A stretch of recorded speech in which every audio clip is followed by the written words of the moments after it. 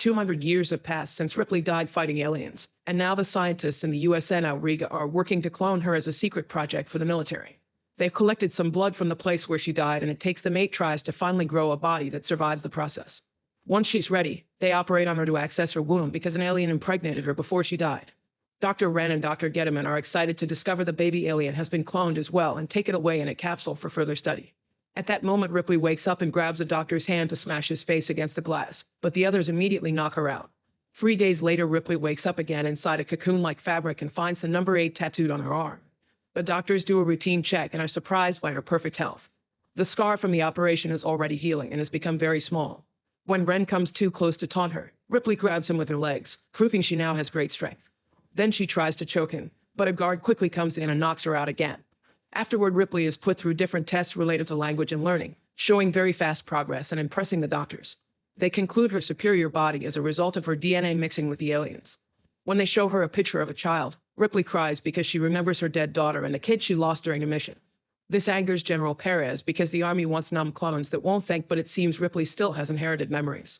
Perez argues with the doctors, saying he won't hesitate to kill Ripley if she even attempts to misbehave. Then he checks on their other experiment. It turns out the alien they took from Ripley is a queen, who is also growing fast and will soon lay eggs. During lunch, Gettleman and Wren explain to Ripley how they got her blood to clone her and confirm they've captured an alien. She can guess they have a queen and warns them everyone will die, but they don't take her seriously and Wren even insults her.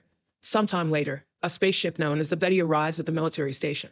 The crew is formed by mercenaries, and Johnner likes to play with knives.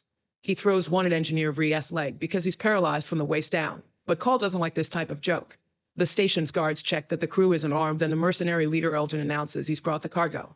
It turns out they were hired by Perez to kidnap a bunch of civilians that they could use for their alien experiments.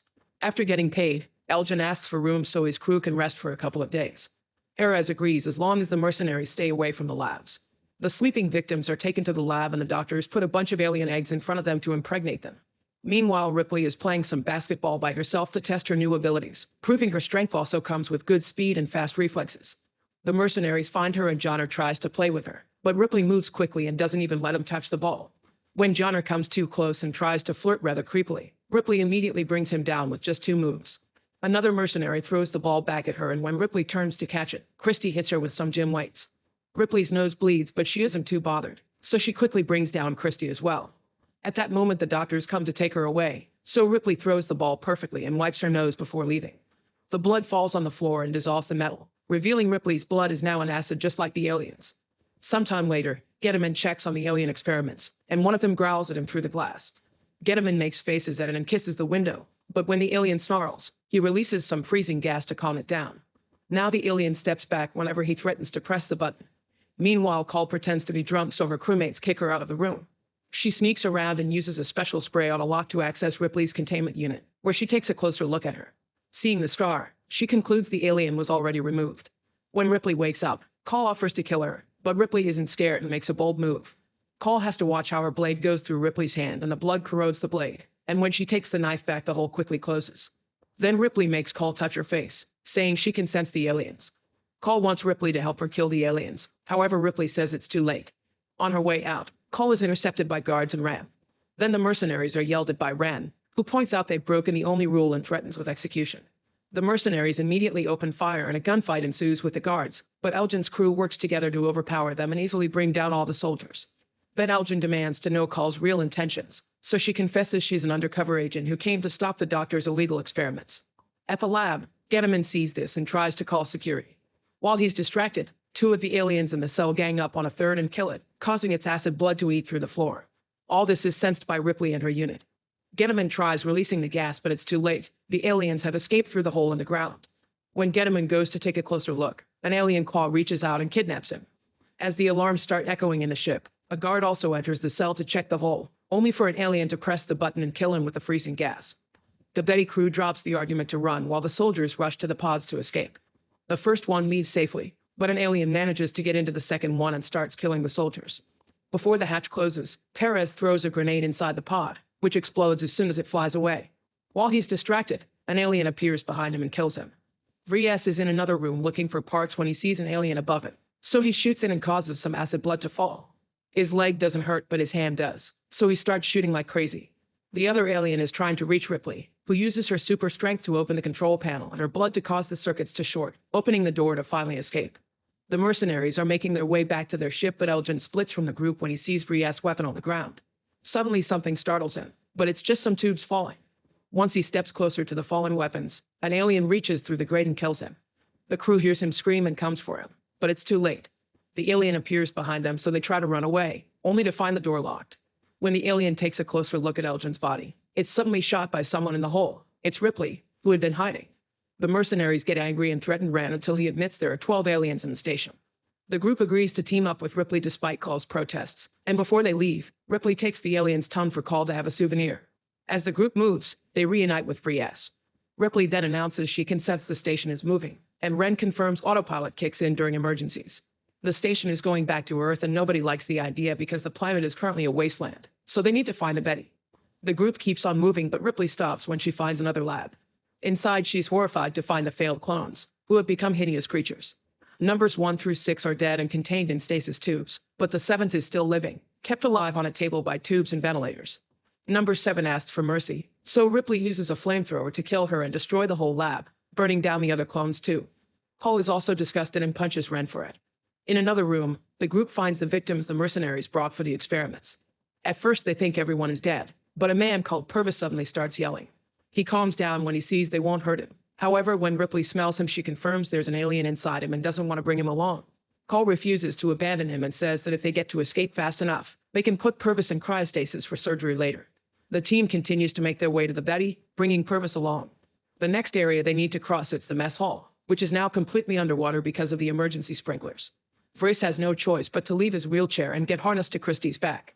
Unfortunately, the next corridor is even more flooded and the group has to swim to cross it. Soon 2 aliens appear behind them and Johnner immediately shoots one down, but the other keeps going and manages to capture a mercenary, taking her away.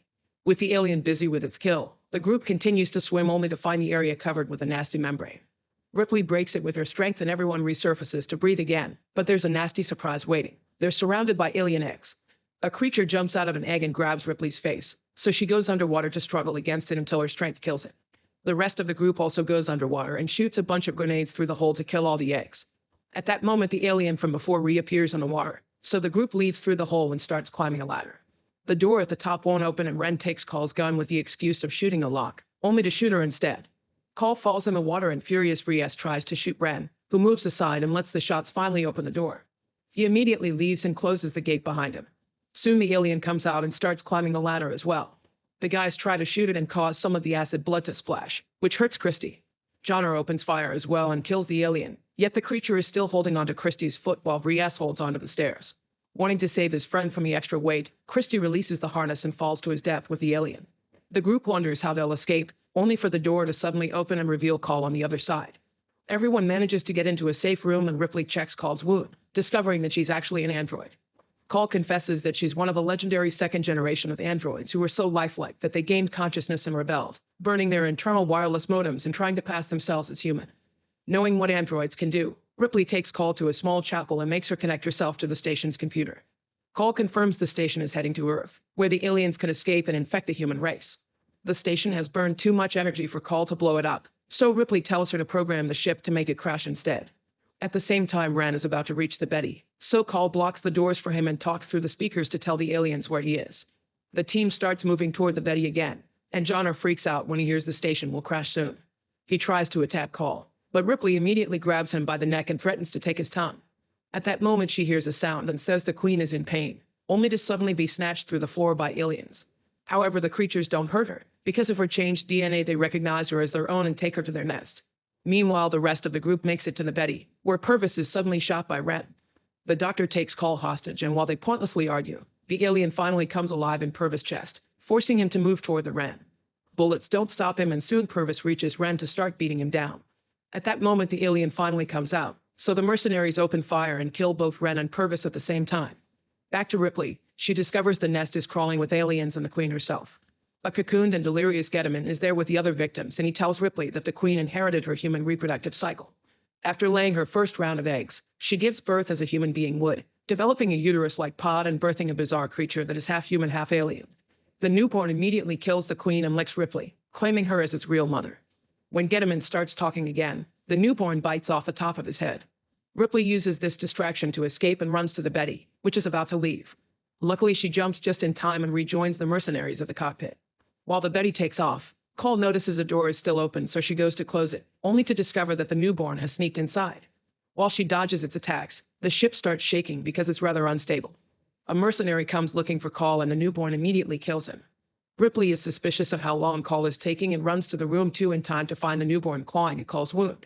She pretends to be a good alien mom and comforts the newborn, distracting it while she throws some acid blood at the window to create a hole.